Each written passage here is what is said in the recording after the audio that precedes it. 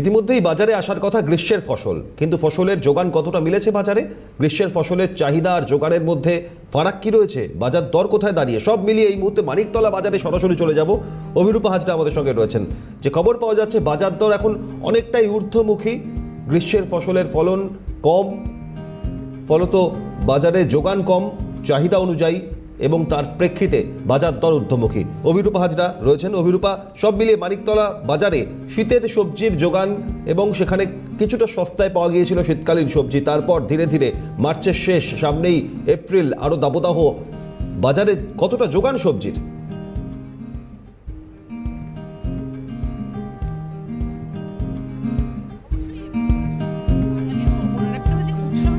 রয়েছে ফলত সব থেকে বড়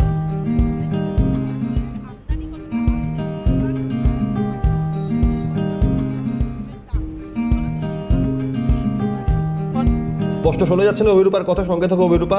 আরও একবার আপনাদের জানাই যে বাজার দর অনেকটাই ঊর্ধ্বমুখী। গ্রীষ্মের ফসলের ফলন অনেকটাই কম, ফলত ঊর্ধ্বমুখী দাম। শহর কলকাতার মানিকতলা থেকে যোগবাবুর বাজার, উত্তর থেকে দক্ষিণ বিভিন্ন জায়গায় এর আগে আলু পেঁয়াজের দাম ঊর্ধ্বমুখী, তার পরিপ্রেক্ষিতে টাস্ক ফোর্সের অভিযান বিভিন্ন বাজারে। আর এবার গ্রীষ্মের ফসলের সবজির কতটা যোগান মিলেছে বাজারে, তার প্রেক্ষিতে বাজার দর তুলনামূলকভাবে ঊর্ধ্বমুখী। শীতকালীন সবজির বাজারে আর দেখা মিলবে না। এবার গ্রীষ্মের সময় বাজারে সবজির যোগান কতখানি? আলু পটল থেকে শুরু করে অন্যান্য সবজি। এর আগে মাঝে বাজার দর ঊর্ধ্বমুখী হওয়ায় টাস্ক ফোর্সের অভিযান চলে বিভিন্ন বাজারে। ফোনেদের সামাল দেওয়ার জন্য ইতিমধ্যেই বারংবার আবেদন জানানো হয়েছে। আর এবার কি অবস্থা গ্রীষ্মের বাজার দর? অভিরূপা হাজরা আবারও রয়েছেন। অভিরূপা,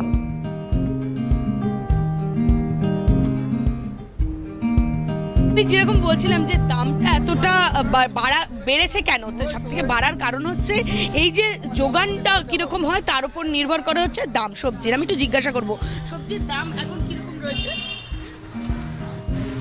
এখন তো ধনে পাতাটা সস্তা আছে। বাকি গরমের ফসল যেটা অনেকেই বিক্রি করছেন সেগুলো দাম ও পটল টটল সব দাম বেশি।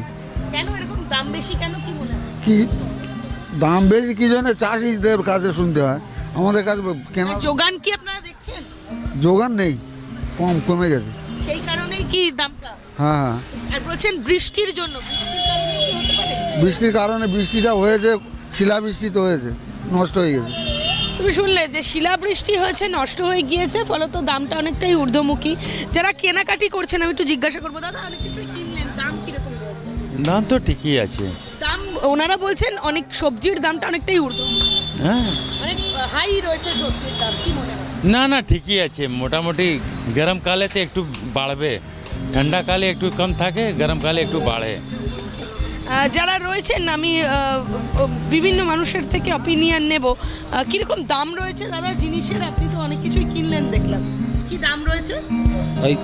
বেশি বেশি পটল কা দাম তো তুমি দেখছো যে এই মুহূর্তে বাজারের কিন্তু সেইভাবে মানুষ যে খুব কেনাকাটি করছেন এমনটা নয়, তবে সবজির বাজারে দাম যেখানে একটা ঊর্ধ্বমুখী, এ কথাই বলাই বাহুল্য। আমি একটু জিজ্ঞাসা করবো, সবজির দাম কীরকম রয়েছে? এখন ঠিকই রয়েছে। অনেকেই বলছেন গরমের সবজির দামটা অনেক ঊর্ধ্বমুখী, বিক্রেতারা বলছে। সেটা তো একটুখানি বেশি আছে, কিন্তু আগের তুলনায় কম আছে। গরমের সবজির দাম অনেকটাই বেশি, এমনটাই কিন্তু অনেকেই মনে করছেন। আমি একটু কথা বলবো। দাদা ফল কিনলেন, কিরকম দাম রয়েছে? ফলের দাম মিনিমাম কম আছে, আর বেশি আগের মতন দাম নয়। আর বাকি সবজি সবজি সব সস্তা হয়ে গেছে।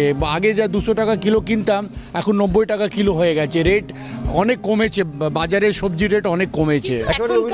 তো বাজারে গরমের সবজি ঢুকে যাওয়ার কথা, কিন্তু সেক্ষেত্রে তো তার দাম হয়তো খানিকটা নিম্নমুখী। ফলের দাম না দেখুন 80 টাকা আগের তুলনায়, অর্থাৎ উৎসবের মরশুমে পরপর পুজো আচ্ছা, এবং সামনে যদিও বাসন্তী পুজো বা রামনবমী রয়েছে, তার আগে সবজির বাজার দর, তার পাশাপাশি ফলের বাজার দর নজর থাকবে আমাদের। ধন্যবাদ অভিরূপাকে।